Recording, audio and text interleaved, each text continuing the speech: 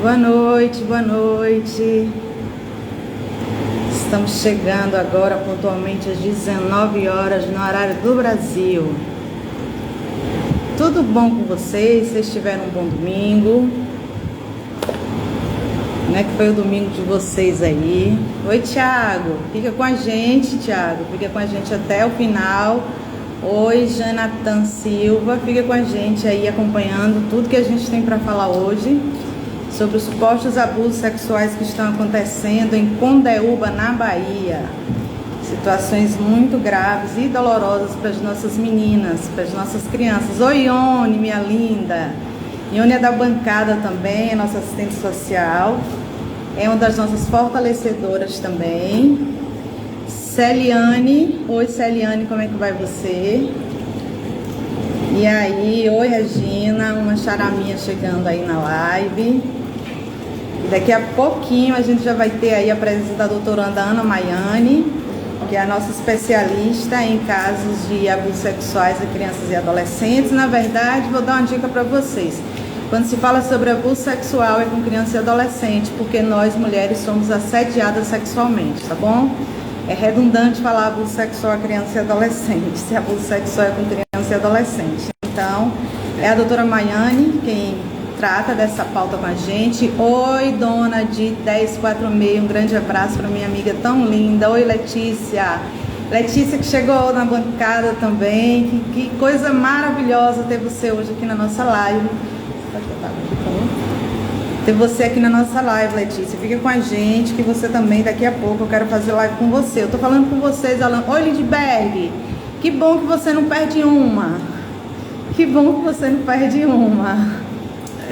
Letícia, daqui uns dias eu quero você aqui, viu? Daqui uns dias é logo. Ai, Gabriela. A Gabriela chegou. Gabi, dá pra você mandar um convite aí pra você entrar, que fica mais fácil pra mim do que te procurar. Você manda um convite aí para participar, que aí você entra. É isso, Lindbergh. Eu gosto de sentir perto de mim as pessoas que sempre nos apoiaram. Oi, Poá. Que sempre nos apoiaram. O Lindbergh tem uma trajetória aí já com a bancada Se Essa Rua Fosse Minha. Gabriela aí, Gabi, melhor mandar o convite, porque aí fica mais fácil eu aceitar. Estamos juntas na proteção dos direitos da criança, adolescente e mulheres. Estamos juntas mesmo, muito forte. Oi, Lusturiali. Eu acho que... Oi, Gabi. Oi, tudo bem? Eita, mulher poderosa. Eduardo Santana. Eduardo Santana, manda o convite também, porque você abre a nossa live hoje. O Eduardo Santana faz um trabalho maravilhoso no enfrentamento ao abuso sexual de crianças e adolescentes. Maria Sturiali, estou percebendo que a família Sturiali está chegando aí. Eita, povo forte. Bom é assim, família que ajuda, que se ajuda. Bom é assim, família que se acompanha. Isso é que é bom. E a gente precisa disso, né, Gabriela? Cumprimenta aí os parentes que estão chegando aí. É minha mãe, minha irmã, todo mundo aqui comparece. Que coisa boa. O Eduardo, manda o convite, que fica mais fácil para eu te aceitar. Esturialo falou, estamos juntas. André, se você for vendo as pessoas aí que você conhece, vai cumprimentando, viu, também? Tá bom, Célia. Vai para sua turma aí, eu sou dessas, eu gosto de cumprimentar, né? Boa noite para quem é de fora. Boa noite para quem é de dentro. Sabe, não. Eu esqueço sempre de uma palavrinha que Maria Bedana fala. Ela diz, Jesus Cristo, Nossa Senhora. E toda vez eu esqueço dessa palavrinha. A Andressa falou aqui que está com saudade. Eu também estou, Andressa. Obrigada.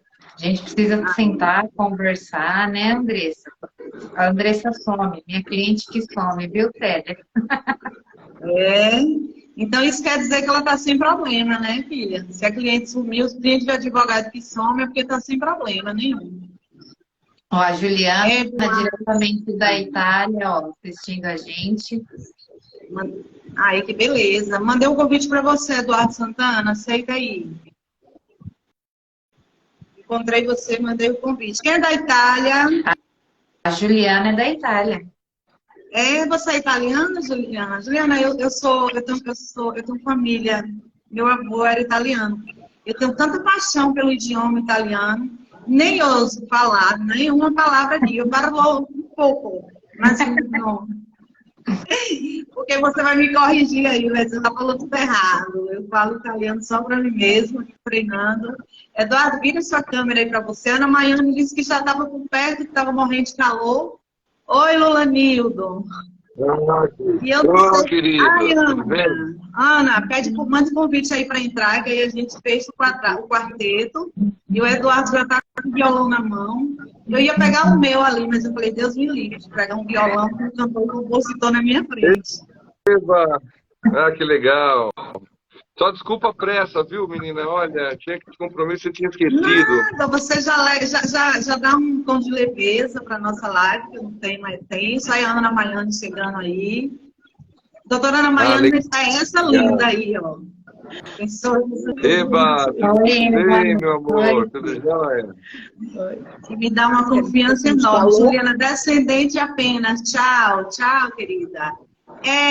Você é apenas descendente. Eu também. Eu sou... Meu avô, Pascoal, era italiano. E aí eu falo italiano, porque não... Imagina que eu ia ficar falando italiano aqui e essa Juliana ia me dar uma vaia. Eduardo, querido. Boa noite, querido. Vamos com sua música, porque Eduardo está com compromisso, que surgiu depois, viu? Fechou a live comigo, deixou puxar a orelha dele aqui em pouco. Porque depois que ele me avisou, eu marquei com a Cláudia, minha esposa. Mulher aqui tem prioridade. Então foi com a... Pode puxar minha orelha, pode puxar minha orelha assim, né? Mas a gente vai brilhantar, vamos fazer abertura, né, Bidu? Não, eu acho que como eu estava falando, não, mais positivo que tem, né?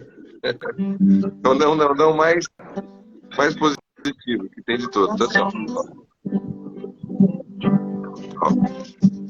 Sou dono do meu corpinho, ele é frágil, pequenininho, ninguém toca nele, não.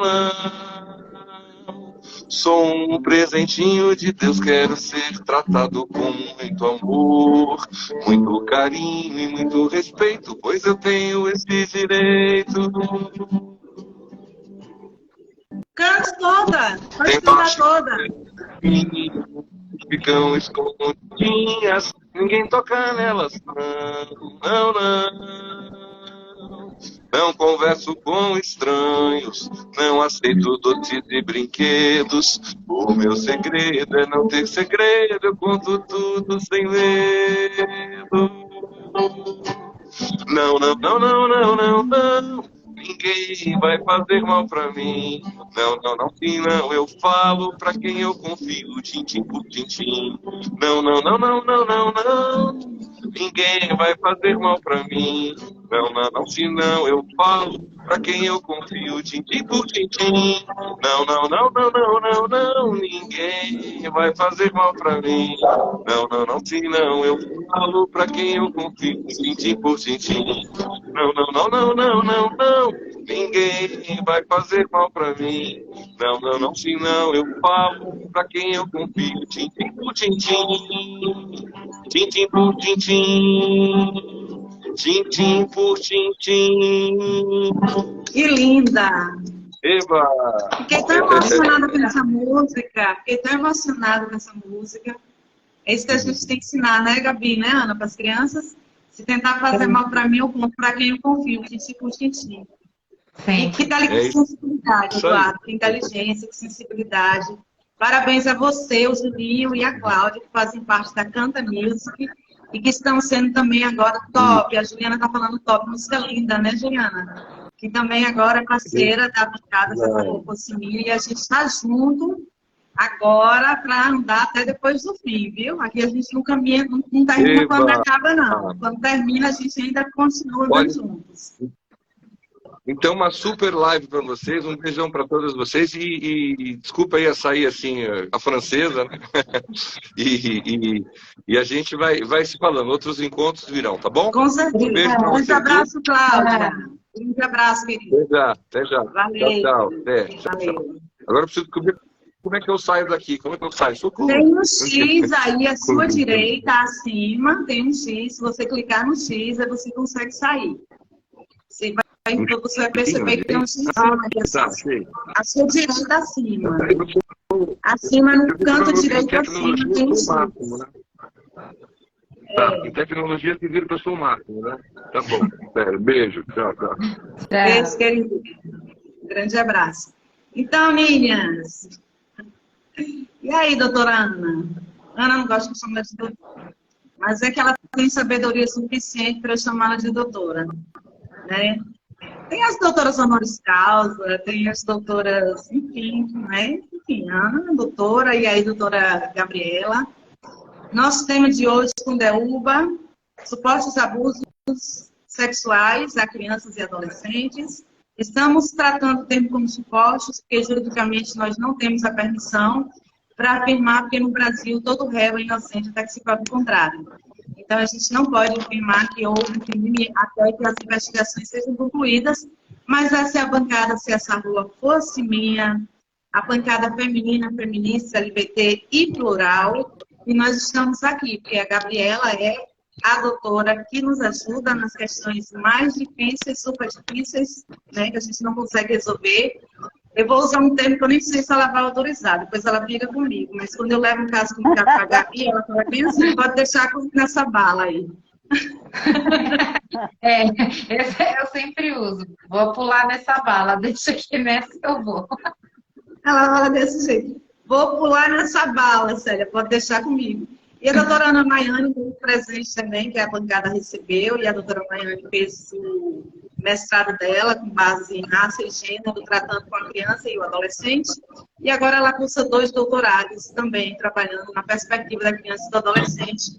E tem trazido para a gente essa pauta, que é tão cara, que quando eu tiver a oportunidade, eu conto para vocês, aqui mesmo nessa live, porque é uma pauta tão cara para mim. Mas primeiro eu quero cumprimentar a doutora Ana, para dar boa noite aí para a galera. Boa noite, Ana. Boa noite, meninas. É um prazer estar aqui com vocês, viu? Boa noite. Boa noite, Gabi. Cumprimenta a galera aí, tá chegando bastante gente. Boa noite, gente. Ela já fez a melhor apresentação que poderia fazer, a Célia. E vamos, que hoje o tema é muito, muito importante. Obrigada por todo mundo que está aqui. Fernanda é nossa psicanalista na bancada. Ela acolhe as nossas mulheres. Gratidão, Fernanda, por você acolher as nossas mulheres e por você ter dedicado esse tempo aí para estar com a gente. Eu percebi que a empresa da Gabi entrou, eu percebi que era Porto, acho que, como é que é o nome da empresa, Gabi? Porto Sartini. Está aí também acompanhando. Gratidão que deve estar aí acompanhando também, né? Que ela sempre está comigo, sempre apoiando em tudo. Que bom, então, né? Então, a Ana Maiane vai nos situar nessa live, porque que a gente está trazendo esse debate hoje para vocês, porque é que a bancada feminina feminista, que cuida e trata muito de violência à mulher, está tratando desse tema agora.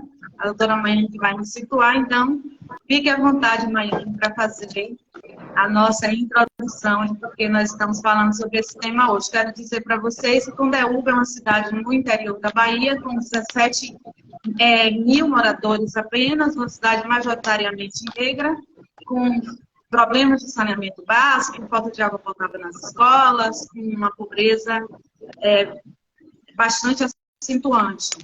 E que dentro de tudo isso aí, de todas as problemáticas sociais que a população de Condeúba vive, a população ainda vive com essas situações de abusos sexuais e de ameaças de morte, inclusive. Mas é a doutora Maiane quem vai nos situar. Fica à vontade, Maiane, enquanto eu vou cumprimentando aqui a nossa audiência. Boa noite. Eu gostaria muito de começar com uma fala da Rebeca Solnit, que eu acho que vai contribuir muito com as nossas reflexões hoje. Nos diz ela, às vezes, parecia que o problema era ter um corpo que me expunha a perigos e possíveis agressões, e também a vergonha, as deficiências e aos problemas de como me conectar e como me encaixar, o que quer que isso signifique. Qualquer sentimento que eu imaginava natural nas pessoas, que confiavam no seu corpo, nos seus movimentos e nas suas associações com os demais. Ter um corpo do meu sexo era uma vulnerabilidade e uma vergonha tão vasta que eu ainda me pego procurando em volta alguma defesa, outras versões daquela armadura com quem eu sonhava. Eu acho que a Rebecca Solnit nos ajuda a introduzir essa temática de uma forma, uma temática tão complicada e tão necessária nesse momento. Nós da bancada, eu chego na bancada em fevereiro, com muita alegria e fui acolhida de uma forma maravilhosa, mas a temática que eu trouxe é muito pesada, e por ser muito pesada, muito difícil de ser tratada, talvez socialmente nós escolhamos não enxergá-la. É muito difícil nós olharmos para meninas e meninos, crianças que são vítimas de assédio e de abuso infantil.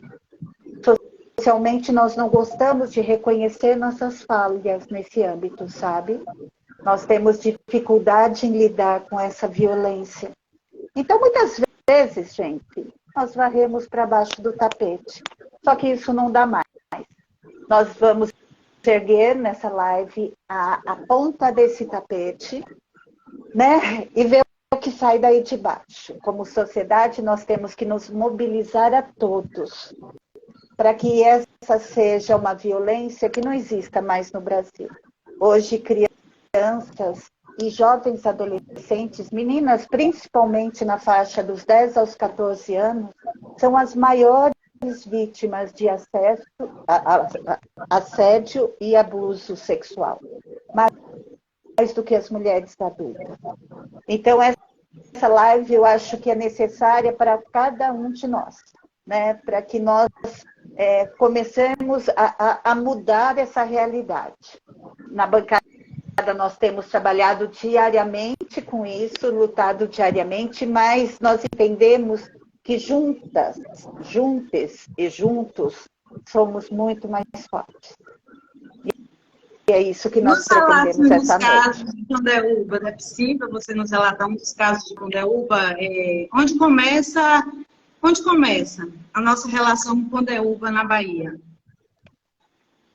A nossa relação começa com um caso de uma jovem mulher que nos relata uma violência sofrida desde a infância, desde a faixa entre os 5 e 6 anos, até os 19 anos, quando ela foge de Condeúba. Ela nos relata de uma forma muito aberta, muito dolorosa, muito forte, as violências que ela sofreu, sexuais, em detalhes, e a forma como até os 11 anos ela não tinha nenhuma consciência de que aquilo era uma violência que ela estava sofrendo. Ela nos fala, como Rebecca Solnit, que ela não entendia o que estava acontecendo no corpo dela. Por que aquilo incomodava tanto? Por que aquilo doía tanto? E eu considero que a parte mais forte do relato dela é dizer que os adultos nenhum viu. Nenhum percebeu o que estava acontecendo com essa criança lá em Condeúba, numa cidade tão pequena, mas poderia ser no nosso bairro, né? Ninguém notava que essa criança tomava banho de assento todo dia, que ia incomodada para a escola todo dia, que tinha dores todo dia, porque foi uma sequência de abusos sexuais diários, dos 5 aos 19 anos. Essa foi o início desse fio que nós começamos a puxar lá em Condeúba e que depois vieram outros nós, né, Célia, né Gabi? Outros nós de percurso. Muitos nós foram aparecendo e nos mostrando que isso é uma realidade, não é uma exceção.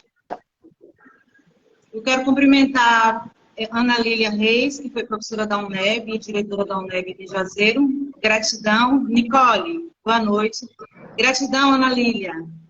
Eu amo muito você, uma grandíssima professora, foi uma grande gestora da UNEB aqui em Juazeiro, na Bahia. Ô, Ana, a partir desse caso, que eu quero ouvir daqui a pouco a doutora Gabriela, a partir desse caso aí, o que é que chega pra gente?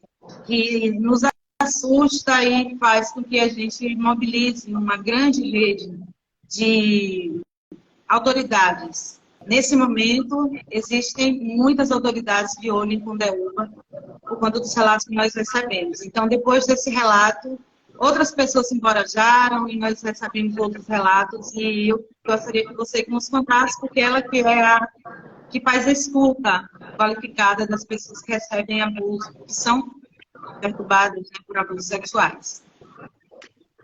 Eu quero primeiro colocar para vocês a importância da escuta. Veja, eu não faço uma escuta qualificada como uma psicóloga. Isso é um trabalho específico de uma qualificação. Mas todos nós, professores, advogadas, mães, podemos ter uma escuta atenciosa e aprendente com a criança. Nos colocar em condição daquele que se abre para receber essa escuta, atentando para os detalhes, acreditando no que a criança está nos dizendo. Isso é muito importante. A criança tem que olhar nos nossos olhos e tem que confiar que nós estamos com elas. Então, a partir desse relato, nós continuamos acolhendo outras pessoas que foram se sentindo mais seguras para irem comentando as violências que foram sofrendo nessa mesma cidade. Hoje nós temos 5 casos, que depois Gabi vai explicar um pouco melhor, alguns de uma forma mais aprofundada, outros de uma forma mais suave, porque ainda estão em processo. Entendam, a escuta ela não acontece de uma forma única, é gradual. A pessoa ela vai se abrindo conforme a confiança que ela vai sentindo. Tanto isso vale para crianças como para adultos, tá bem? Então, veja, a partir desse primeiro caso, e aí está a importância do trabalho da bancada, nesse trabalho diário que nós fazemos na bancada, que é expor, sem expor as vítimas, mas expor as violências que estão ocorrendo, de que forma estão ocorrendo, como estão impactando as pessoas. Outras pessoas foram chegando e falando, opa, não é só ela, eu também sofri, também estou sofrendo, eu também estou em processo. E aí, a partir disso, nós começamos a visualizar uma rede, né? Casos mais sequenciais na cidade. E aí, acho que agora é a vez de Gabriela, não é não? Ou tirar Bom, a ela pode falar, mas é que eu queria que eu vou usar um termo. Oi, Rejane.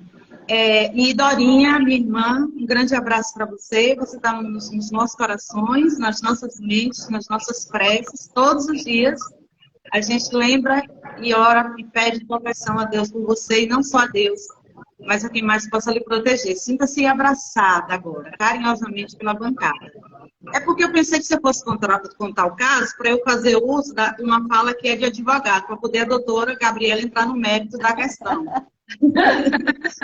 Mas, mesmo assim, a doutora Gabriela já pode se posicionar, obviamente. Ela está acompanhando os casos. Eu acho, Célia, que você iria falar que a palavra da vítima é o que tem maior valor dentro de um caso de abuso.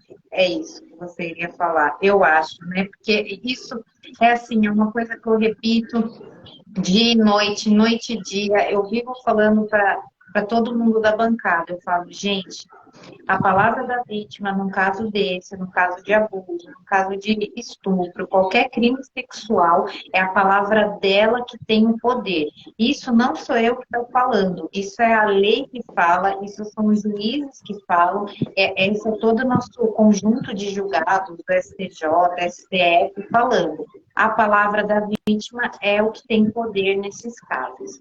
Então, a primeira coisa, é muito importante, assim, externar isso para as pessoas, para que elas não tenham receio de pensar assim, poxa, mas eu fui abusada, eu fui estuprada, mas ninguém viu, só eu vivi isso. Mas é você que viveu e é a sua palavra. nesse caso, quem vai ter que provar que não fez é a pessoa. Então, você vá e relate para a autoridade policial o que você sofreu. A primeira coisa que eu posso dizer e deixar assim sempre na mente de vocês é isso. A palavra da vítima, ela tem poder. Por quê? Porque geralmente esses crimes sexuais acontecem, como a gente fala, na calada da noite, no escuro, sem a presença de terceiros. Muitas vezes também tem a presença de terceiros, porque os abusadores estão cada vez ligando menos. Tem gente que tem isso no meio da rua, a população passando, dentro de ônibus, é o que a gente vê a todo momento. Mas é isso, a palavra da vítima, ela tem força, tá? Quando começaram a vir esses casos de condeúva, me chamou a atenção a seguinte coisa. Eu percebi que os possíveis, né, autores desses crimes, tudo a gente vai usar aqui possíveis, como eu disse, para que a gente tenha uma condenação, é necessário passar todo o processo legal, né? E no final a pessoa foi condenada por aquele crime ou não. Então, supostos autores, eles têm um certo poder, tá? Seja ele econômico, seja profissionalmente falando. Então, isso já faz com que as vítimas fiquem mais relutantes de prosseguir com aquilo, porque elas veem essas figuras como pessoas poderosas, né? E é muito difícil para elas poderem externar essa questão, porque elas temem pela vida, elas temem em ser desacreditadas pela cidade, né? E eu percebo que as pessoas que estão praticando, esses autores, né, supostos praticantes do crime, eles sempre estão envolvidos em outros casos de crimes sexuais. Então, assim, me parece um padrão de quem está praticando e a idade que eles praticam com as vítimas, né? Me parece ali uma coisa padronizada. E o que me chama a atenção eu percebi a princípio, tá? Isso eu estou falando de ver documentos, tá? Eu não estou tirando essas informações de achismo, que eu vi documentos, né? Que a polícia ali da cidade, ela não está preparada para receber um relato. Então, não existe aquela preparação que você espera quando você procura a polícia para relatar um crime sexual, né? Eu acredito que faltaria um treinamento, uma delicadeza maior com essas vítimas, né? Uma situação diferente para tratar essas vítimas, né? E aí eu percebi que eu vi algumas reportagens sobre a cidade e que aí existiram algumas campanhas do Ministério Público e que me chamou um pouco a atenção para falar sobre esses casos de abuso, para que as pessoas denunciem. Então, talvez o Ministério Público tenha mais dados do que eu, porque são processos que devem ficar em segredo de justiça, mas nem todos estavam, né? Então, também não tiveram este cuidado processual com as vítimas, né? E a demora. Por quê? Porque uma vítima de crime sexual, ela já está desgastada ali, porque ela já passou pelo procedimento na delegacia, ela já foi ouvida 1, 2, 3 vezes, porque depois ela vai para a estudo especializada e tal, e aí no fórum a gente tem essa demora. E o que me preocupa muitas vezes os casos estão denunciados, mas não seguiram em frente. Os autores ainda não foram sequer não tiveram conhecimento dessas ações penais que eles estão respondendo. E o que me preocupa se esses crimes possam prescrever, né? Se a pessoa ela consiga, ao final, não responder, não porque ela seja inocente, mas porque as coisas não andaram dentro do ritmo processual que deveria andar. E isso é preocupante, né? Ao meu ver, o que mais me impacta, o que mais me preocupa é essa situação. Por quê? Porque as vítimas, para fechar esse ciclo, elas querem a punição do seu agressor. É fundamental para a vítima ver seu agressor punido. Independente de tempo de pena, nós não estamos falando disso, independente de como esse crime será classificado, né? Se é estupro, se é importunação sexual, independente. O que essas vítimas querem é que, ao final, essas pessoas sejam condenadas. Porque em Condeúba, ali, a gente percebe que as pessoas têm medo. E quem denunciou teve muita coragem de fazer essa denúncia. E ali o medo, a todo momento essas pessoas ficam com medo. Eu não vou denunciar, eu não posso fazer isso porque eu temo pela minha vida, eu temo pela vida da minha mãe, por ter essa relação de poder. Então, a coisa em Condeúba, ela sai um pouco assim fora dos parâmetros que a gente costuma trabalhar, porque envolve muitas camadas, né, que a gente está tentando ali perfurar para poder auxiliar, né, todas essas mulheres. Exatamente. Eu quero cumprimentar a Arlete, que está conosco na bancada, a Liz, que está aí, Geórgia e outras mulheres tantas que estão chegando, gratidão por suas presenças. O que é que a bancada faz? A gente faz aquele momento de escuta, a depender de quem escreve sobre o tema, faz a escuta qualificada, pode levar até 3 ou 4 horas de duração, mas a gente ouve com muita tranquilidade e depois a gente encaminha para o setor de cuidadoras, onde tem a Gabriela, onde tem a Marina, que são advogadas, onde tem a Patrícia, que é médica, onde tem as psicanalistas, onde tem psicóloga, onde tem um psicólogo que chegou hoje. A gente tem uma grande equipe de cuidadores e cuidadoras, dependendo do caso, a gente vai encaminhando. E nesses casos que a gente viu, né, que eram crianças, nós temos crianças de 11 anos que foram abusadas quando tinham 11 anos, uma delas foi abusada quando tinha 11 anos de idade, tem outra criança com 6 anos de idade, além da que a Ana contou no início do relato dela aqui. A gente tem outra mulher que agora tem 18 anos, uma jovem de 18, mas ela era menor quando o caso aconteceu com ela. E quando a gente soube de todos esses casos e que a gente começou, então, assim, a bancada, ela tem a consciência de que a gente é dos nossos limites, até onde a gente pode ir.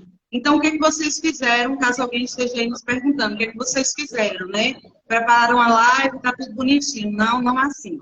Nós acionamos o Conselho Estadual do Direito da Criança e do Adolescente, nós acionamos o CONANDA, nós acionamos a Comissão de Direitos Humanos da Assembleia Legislativa, através do deputado estadual Jordávio, conversamos com o gabinete do deputado Jordávio, nós também acionamos a deputada Neuza Cadori, nós acionamos a Comissão de Direitos Humanos do Congresso Nacional, nós acionamos a ONU Mulheres, nós acionamos também o comandante-geral da Polícia Militar do Estado da Bahia, o comandante Coutinho, para quem eu quero mandar um grande abraço, e acreditar que realmente serão apurados. O comandante respondeu de imediato que estaria apurando o caso. O CONANDA nos avisou que na próxima terça-feira terá uma reunião sobre isso. O Conselho Estadual da Criança e do Adolescente também já se reuniu. Nós temos aqui, eu esqueci o nome de uma casa que nós tínhamos aqui de abrigamento para essas crianças aqui na Bahia, mas eles também nos sinalizaram que darão proteção às vítimas. Não é possível que essas vítimas estejam sofrendo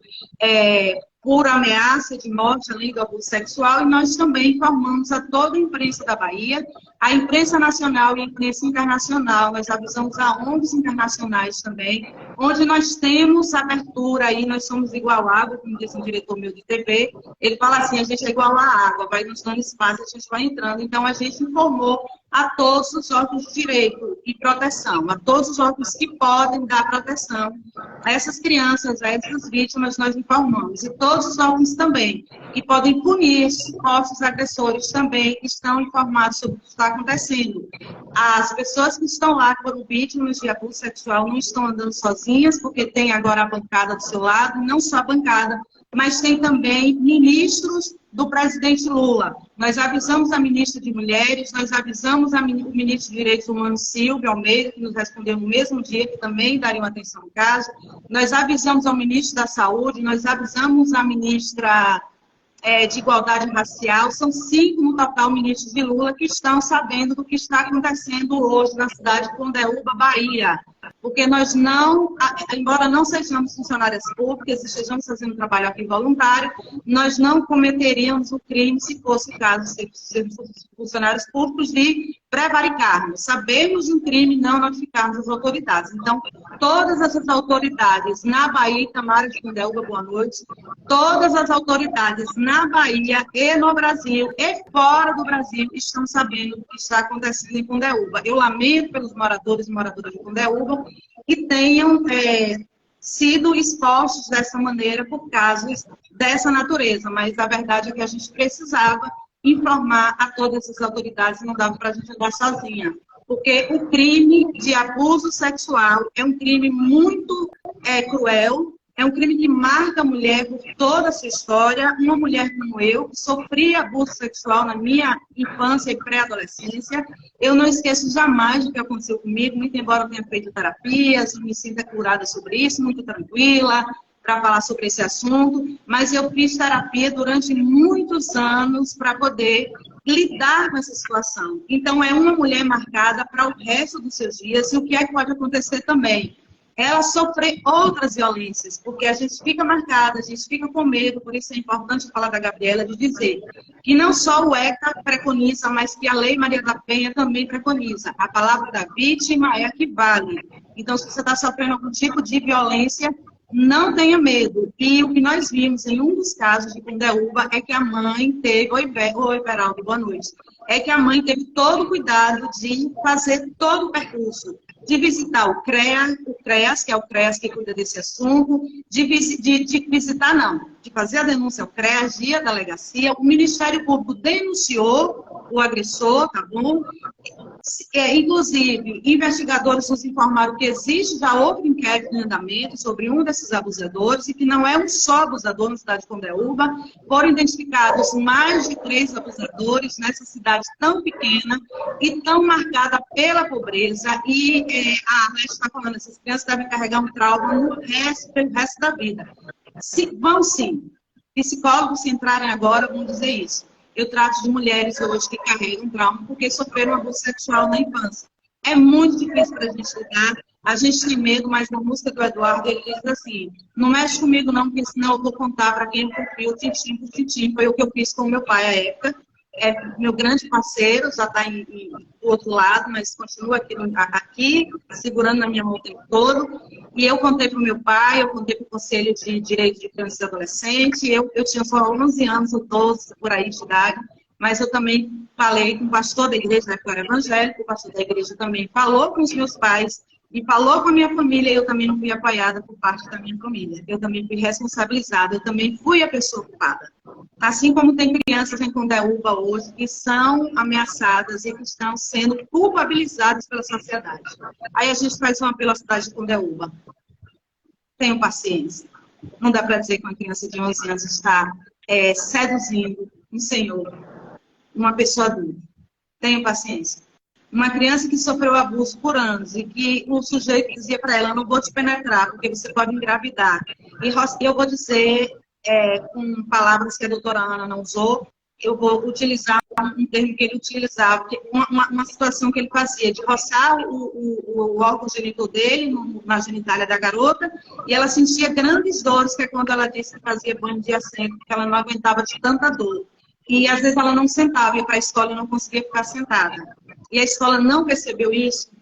Professores e professoras, a gente precisa observar o comportamento das nossas crianças. Não dá para a gente ter um caso como esse simplesmente dizer: os policiais não estão preparados. Se vocês não estão preparados, vocês ocupem os cargos, peçam para sair e chamem quem estiver preparado, que é o nosso caso aqui. Quando eu não estou preparada para uma situação, eu chamo a doutora Gabriela, a doutora Ana, eu chamo a Fernanda, eu chamo a Natália, eu chamo a quem tem, a Amanda Esteves está entrando com a gente agora, é roteirista aí da nossa bancada. Eu convido a quem eu não posso, como nós fizemos agora. Quando nós não podíamos ir mais, nós convidamos as autoridades para poder nos ajudar. O arcebispo da Bahia foi informado, porque nós pedimos a ele que desse proteção às vítimas, que nós não íamos admitir que uma vítima em Condeúba de abuso sexual seja ainda ameaçada e viva com medo numa cidade de apenas 17 mil moradores, que é do tamanho de um bairro pequeno aqui de Juazeiro, a cidade de onde eu estou falando, que fica aqui no norte da Bahia. Então, nós não vamos admitir que nenhuma mãe e nenhuma criança seja ameaçada, menos ainda que seja assassinada por quem quer que seja. A gente quer mesmo que chegue a quem está cometendo esses abusos, esse aviso. Não é ameaça, é um aviso. Tem muitas autoridades de olho em Condeúba agora, e principal, especialmente, os ministros do governo Lula. Mas eu preciso que a Ana fale um pouco mais para a gente sobre os abusos que vem acontecendo em Condeúba, para a doutora Gabriela poder nos falar mais juridicamente sobre como estão esses casos e o que é que se espera do desfecho de todas essas situações. Antes disso, deixa só eu ler um comentário interessante que vem dizendo assim: aqui no Paraná esse ano, é uma historiada também que está falando, tivemos nas escolas um treinamento sobre como proceder nesse caso. Todos nós, professores e também os funcionários, tiveram esse treinamento. É isso que tem que acontecer, Georgia. Você está estarrecida e nós também.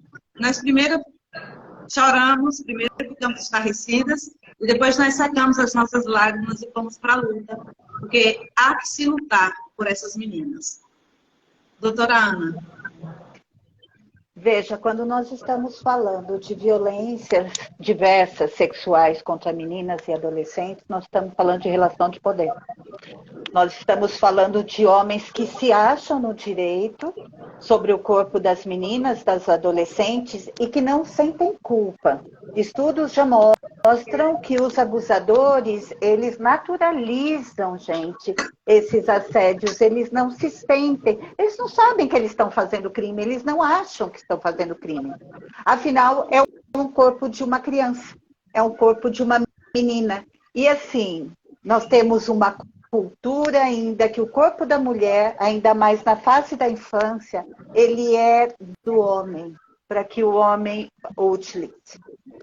É fundamental que a escola se posicione, que os professores se posicionem, mas também a sociedade se posicione. Veja, existe uma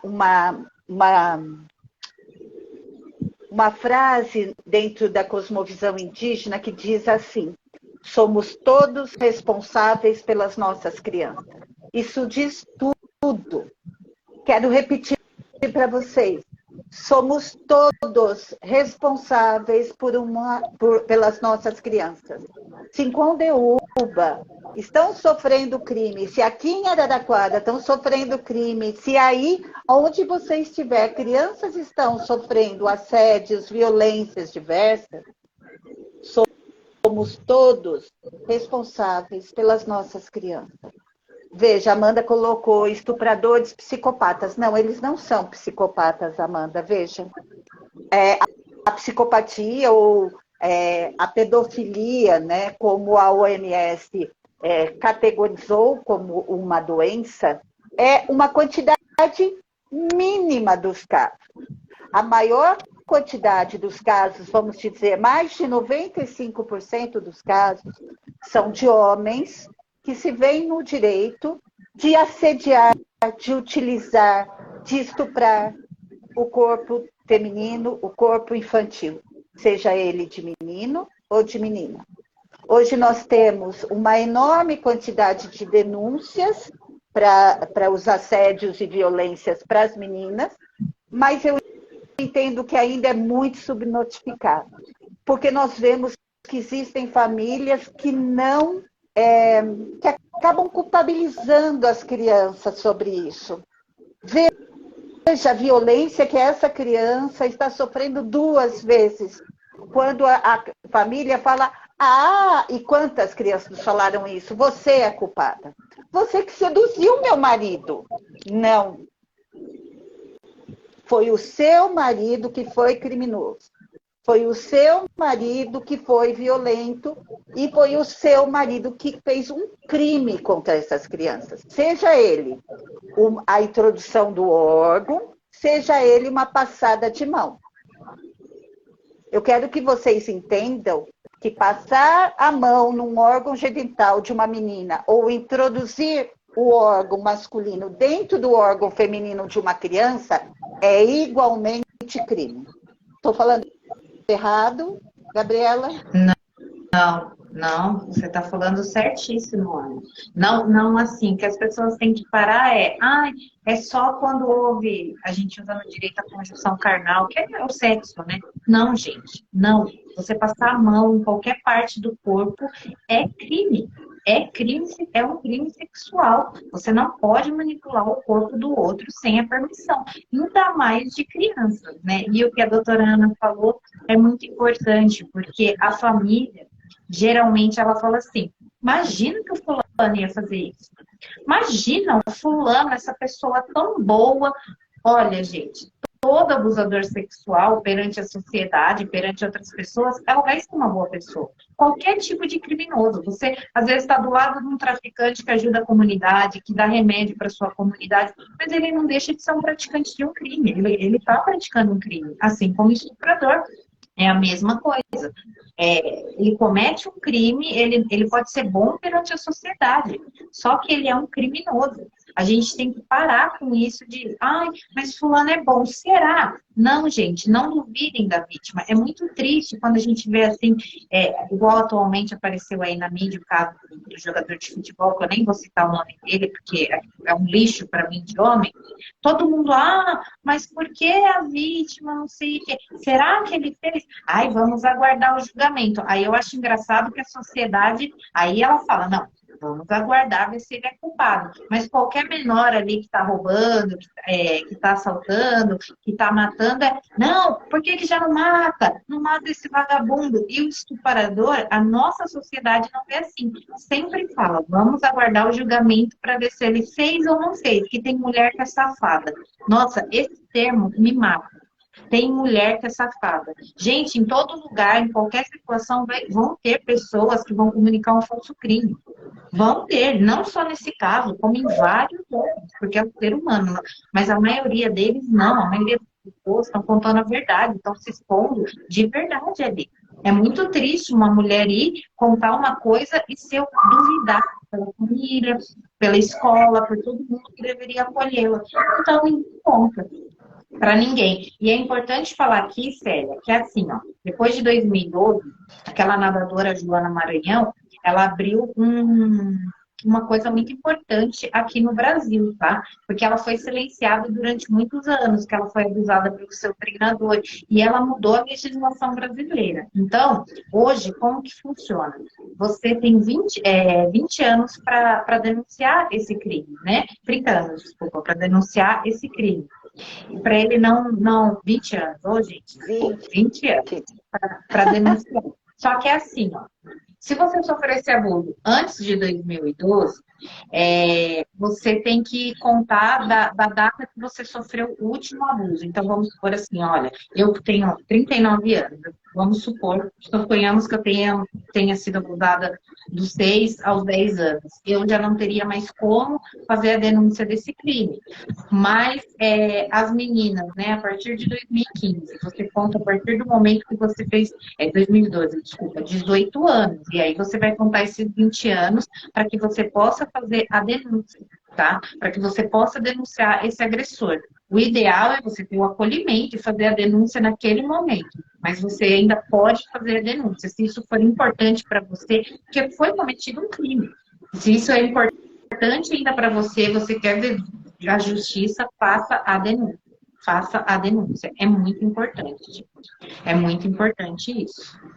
Exatamente. Uma historial está falando, a sociedade parte do princípio de que a culpa é da mulher, e a Arlete falou, parece que o homem nasce entendendo que o corpo da mulher é propriedade dele.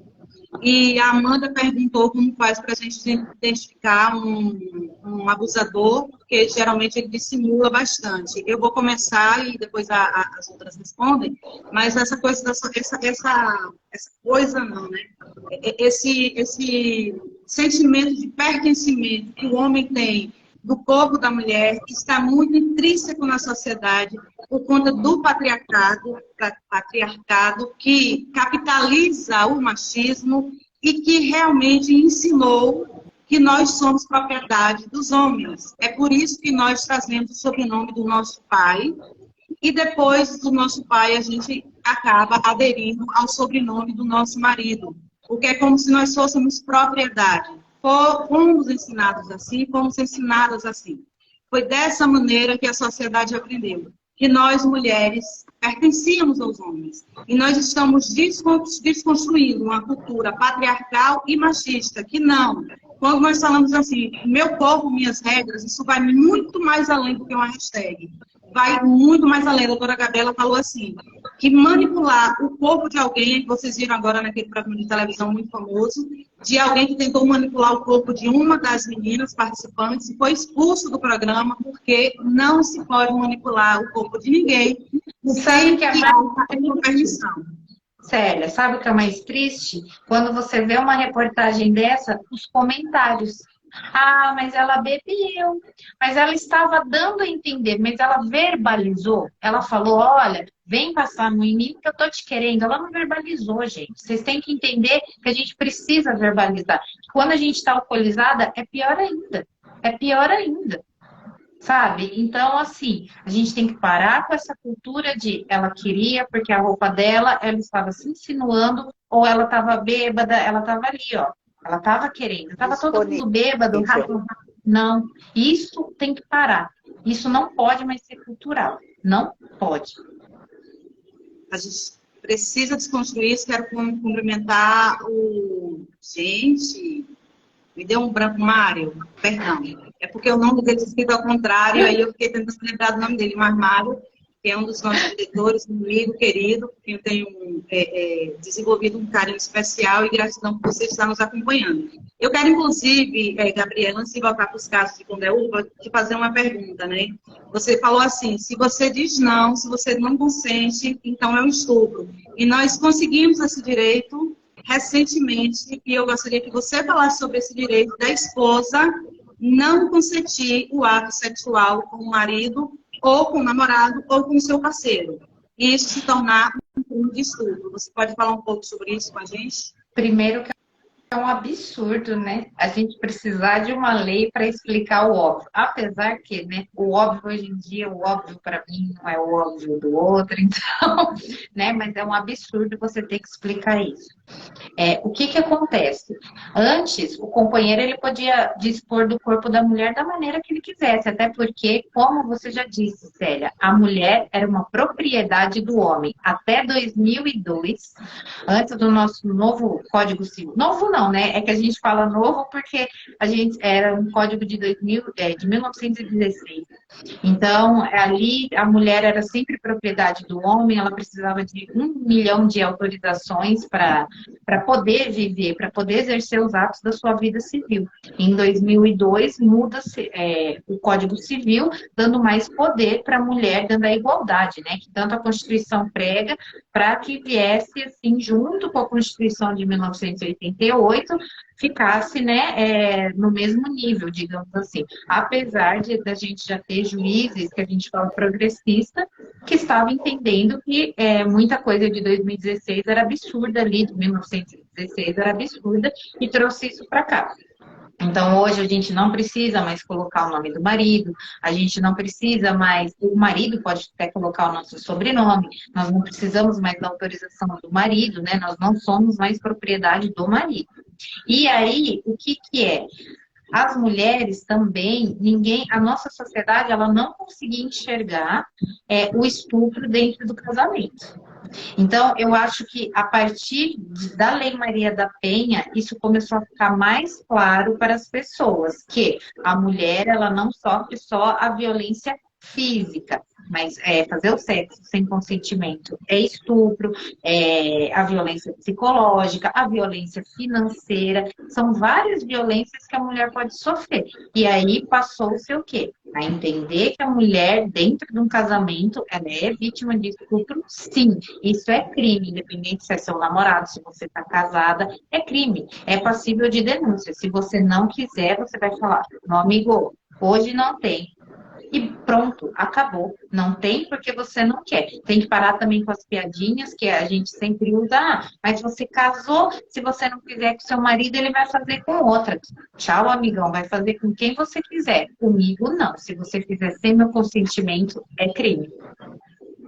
Antes que eu passe para a doutora Maiane, eu quero te fazer uma pergunta. A mulher que encobre o crime de abuso sexual à criança ou adolescente, sabe que o esposo está cometendo o crime, está abusando de uma criança, e mesmo assim ela encobre. Ela também pode ser imputada.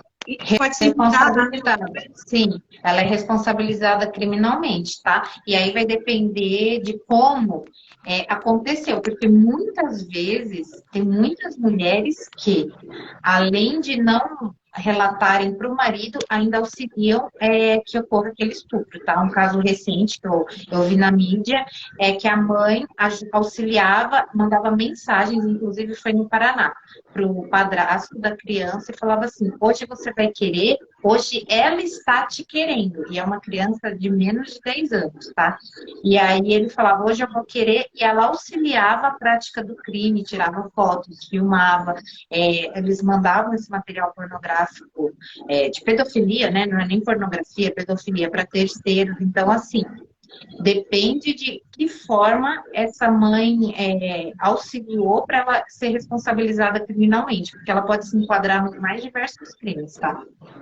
E a omissão de você não falar, você não contar, você está sendo omisso, conivente e partícipe desse crime. Você está participando, porque você está sendo omissa, você está conivente com aquele crime. Estão ouvindo aí mulheres que estão acobertando maridos que estão cometendo abuso sexual a crianças e adolescentes? Vocês também podem ser penalizados. Pensem bem se vale a pena manter um casamento com o abusador e ainda ser criminalizada por isso. Tem duas perguntas para a doutora Ana Maiane. Como é que a gente faz? Oi, Ju, grande abraço para a Ju, que é minha companheira aí, artriteira como eu. A gente são professores juntas, né, Ju? E a gente vive uma apoiando a outra. E eu super me inspiro na Ju, que a Ju nunca está triste, está sempre sorrindo, fazendo piada das dores que a gente sente. Tem hora que eu fico embirrada, com um bicão, porque eu estou sentindo dor e eu fico impaciente. Ana, aí a Amanda perguntou, como faz para a gente identificar um possível abusador? E outro comentário da dona de 1046, ela fala assim: pior é quando dizem que uma criança de 6 anos gostava do que estava acontecendo. Gostaria que você fizesse esses comentários, respondesse uma pergunta e fizesse um comentário sobre essa colocação.